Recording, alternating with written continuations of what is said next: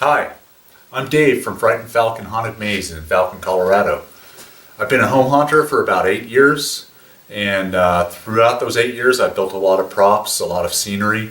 We put up a several thousand square foot maze for the neighbors and the community every year.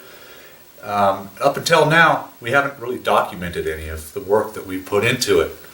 Part of that is because I've never had a camera before, but I just got a camera for Christmas, so that's changed. Something that hasn't changed, another reason I haven't documented any of this on film is because I've got no charisma and no personality that I'm aware of. But I figured it was about time to start documenting some of these props anyway, and some of the work we put into them. So, the first prop that I want to document is one that I am in the process of building right now. I got the plans from Pandemic Haunt Production, their website. Dave there does CAD drawing. He's a machinist, and his plans are really easy to follow, really well documented.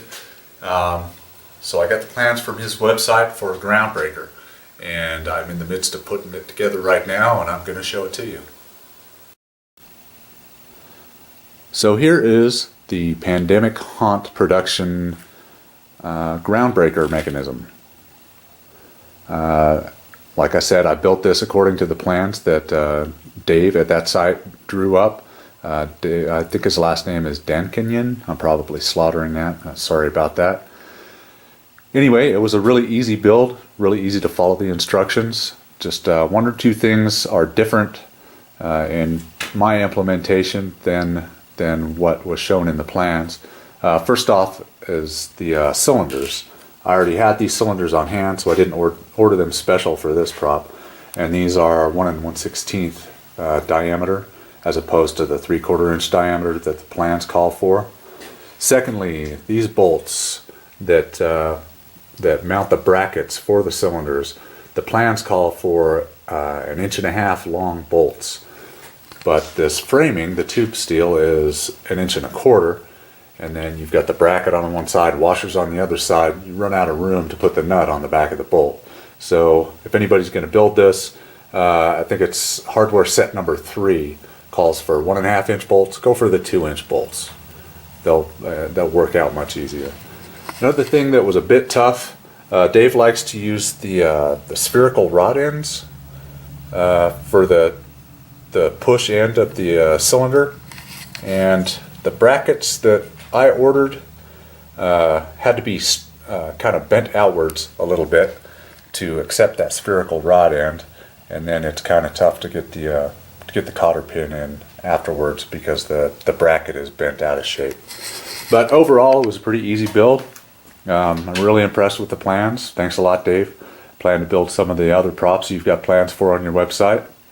I went out to Goodwill today and bought a shirt and a jacket that I'm going to throw on this thing, and I've got a T-Straub's 4-button prop controller that I'm going to use to control this.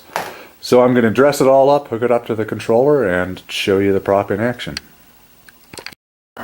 Okay, so here's the Groundbreaker prop all dressed up. I stuck a latex mask on it that I made earlier this year. This was my first wet clay sculpt that I ever did. I made into a mask. It's got the suit jacket that I bought at Goodwill, and the shirt and the tie. I think I paid $10 for all of it, and he's dressed better than I ever dress. A couple of things I need to do. I want to pad out the arms a little bit better so they look more natural. I need to add some good latex hands. I don't have any right now. I'll probably take a cast of my own hands and make a mold so I can pump them out whenever I need to. Also, the bolts on the mechanism inside tend to catch onto the suit as it moves, and I think I might need to cut those down so there's not as much to catch on. So I'm going to show you this thing in action. I'm going to run through twice. The first time I'll just have no microphone on it, and you'll hear the entire prop running. It's going to be kind of loud because this thing jumps around. It's wild, and I'm on a wooden table with a wooden platform and steel mechanism, so it's going to make a lot of noise. Then I'll run through again with the audio plugged straight into the camera so you can hear it. I'm using T-Strop's 4-button prop controller. It's just a key banger. It's got MP3 sound, 4 servos. This thing's awesome. It's I think it cost me $60. I could have done it with I have a Fright Props 104, a Peekaboo 104 that's only 2 channels.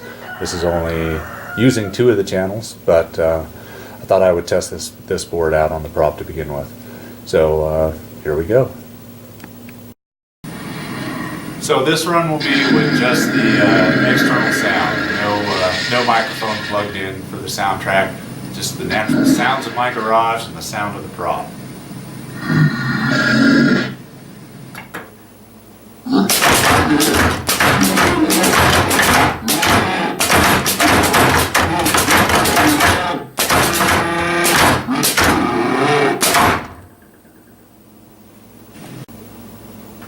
So on this next run through, I'm going to plug the sound directly from the controller board into the camera so you can hear the sound files, which probably need a little work.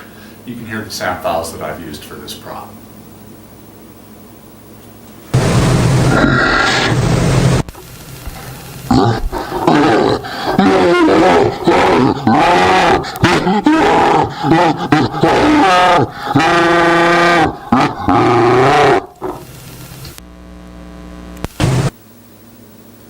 So that was the Groundbreaker prop from PandemicHauntProduction.com that we're going to use here at our Fright and Falcon Haunted Maze in our 2014 season.